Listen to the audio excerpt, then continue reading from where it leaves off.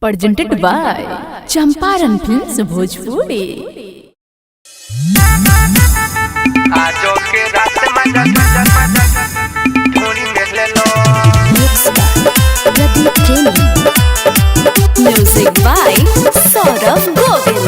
आजो के रात मजा थोड़ी मिल लो, थोड़ी मिल लो। मजा तुम्हारा लेके गोरा चलो बिछावता नी बोरा। ए राजा आदे मजा तुम्हारा लेके गोरा चलो बिछावता नी बोरा।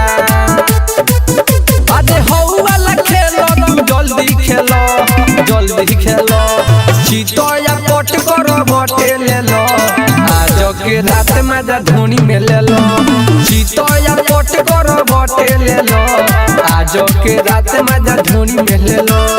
आओ ना डीजे विकास आजो के रात मजा थोड़ी मिल लो।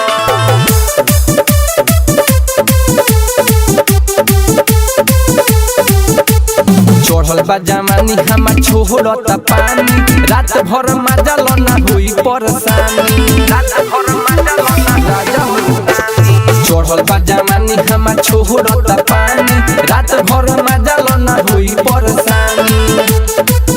मजा धीरे धीरे लो होई दुनु धलो, दुनु धलो। चितोया पट करो बटे ले लो, आज के रात मजा धुनी में ले लो। चितोया पट करो बटे ले लो, आज के रात मजा धुनी में ले लो। आजो के रात मजा थोड़ी मिल लो। Perfect recording studio Motihari. Music by Saurabh Govind. आजो के रात मजा थोड़ी मिल लो, थोड़ी मिल लो। अर्जुन राजा बदेरो न कहनी, भोरीपुर से जो बनपुल चढ़ी। अर्जुन राजा बदेरो न कहनी, भोरीपुर से जो बनपुल चढ़ी। तनी लहंगा उठा के हऊ खेलो खेलो, खेलो खेलो। चितोया पट करो बटे ले लो, आज के रात मजा धोनी में ले लो।